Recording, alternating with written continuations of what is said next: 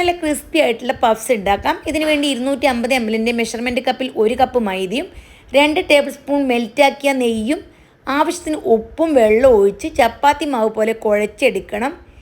ഇത് കൗണ്ടർ ടോപ്പിൽ ഒരു 5 മിനിറ്റ് നന്നായി കുഴച്ചെടുത്ത് മയപ്പെടുത്തി എടുക്കണം.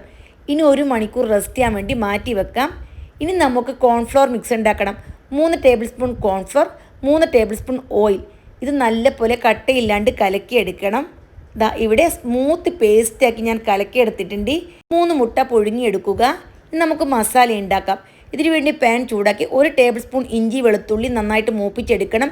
ഇതിലേക്ക് 3 വലിയ സവാള ഇട്ട് നന്നായിട്ട് വഴറ്റി ഇതിലേക്ക് ഒരു തക്കാളിയും കൂടി ചേർത്ത് നല്ലപോലെ വെന്ത് കഴിഞ്ഞാൽ 2 teaspoon Kashmiri chilli, 1 teaspoon garam masala, 1/4 teaspoon മഞ്ഞൾപ്പൊടി, 1 ടീസ്പൂൺ പെപ്പർ പൗഡർ, 1 ടീസ്പൂൺ ഉപ്പ് ഇത്രയും ചേർത്ത് ചെറിയ തീയിൽ നന്നായിട്ട് മൂപ്പിച്ചെടുക്കണം. 1/2 ടീസ്പൂൺ മല്ലിപ്പൊടിയും കൂടി ചേർത്ത് കൊടുത്തു. ആവശ്യത്തിന് മല്ലിയിലയും ചേർത്ത് നമുക്ക് ഫ്ലെയിം ഓഫാക്കാം. ഇനി നമുക്കിത് പരത്തിയെടുക്കണം. 7-8 ബോൾസാക്കി വളരെ തിന്നായിട്ട് പരത്തിയെടുക്കണം.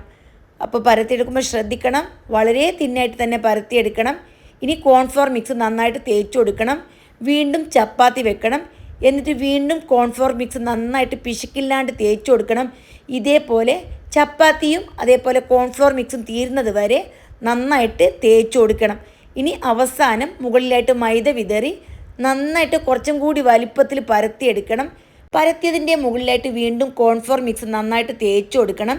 ഇനി വീഡിയോയിൽ കാണുന്ന രീതിയിൽ മടക്കിയെടുക്കണം. ഇതിൻ്റെ മീതെയും കോൺഫ്ലോർ മിക്സ് നന്നായിട്ട് തേച്ച് മറ്റേ ഭാഗവും മടക്കി ഇതിൻ്റെ മുകളിലായി വരുന്ന രീതിയിൽ വെക്കുക. ഇനി വീണ്ടും കോൺഫ്ലോർ മിക്സ് തേച്ച് കൊടുക്കണം.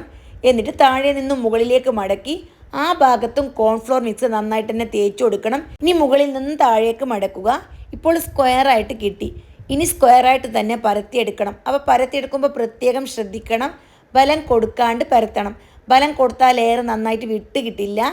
ഇനി എക്സ്ട്രാ ഭാഗമെല്ലാം കട്ട് ചെയ്ത് വീഡിയോയിൽ കാണുന്ന രീതിയിൽ 9 പാർട്ടായിട്ട് കട്ട് ചെയ്തെടുക്കണം. എല്ലാം ഒരേ അളവാവാൻ ശ്രദ്ധിക്കുക.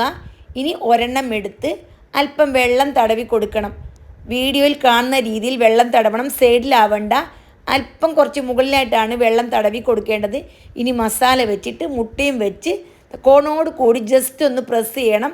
എന്നിട്ട് നമ്മൾ വെള്ളം തടവിയ ഭാഗം ഉണ്ടല്ലോ, ആ ഭാഗം നന്നായിട്ട് പ്രസ്സാക്കി എടുക്കണം. അപ്പോൾ സൈഡിൽ നിന്നും കുറച്ച് വിട്ടിട്ടാണ് നമ്മൾ പ്രസ്സാക്കി എടുത്തത്. സൈഡ് ഭാഗം എല്ലാം പ്രസ്സാക്കിയാൽ ലെയർ വിട്ട് കിട്ടില്ല. ഇനി ചൂടായി കിടക്കുന്ന ഓയിലിട്ട് വളരെ ചെറിയ തീയിൽ 3-4 പ്രാവശ്യം തിരിച്ചും മറിച്ചും ഇട്ട് നല്ല ക്രിസ്പി ആക്കി എടുക്കുക. അപ്പോൾ പപ്സ് റെഡി.